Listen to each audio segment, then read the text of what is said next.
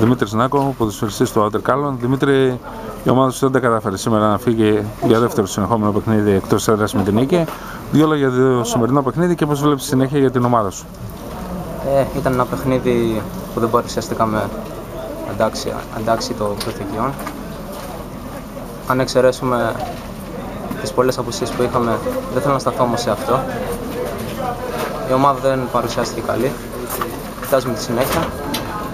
Τώρα έχουμε το παιχνίδι με τα Μετέωρα και με το Μεσολόγγι. Θα δούμε. Στο σημερινό παιχνίδι, αν και προηγηθήκατε στο σκορ, στο δεύτερο ημίχρονο η ομάδα δεν παρουσίασε το καλό πρόσωπο του πρώτου ημιχρόνου. Ναι, δεν μας βγήκε. Ο αντίπαλος έκανε ουσιαστικά μια-δυο φάσεις.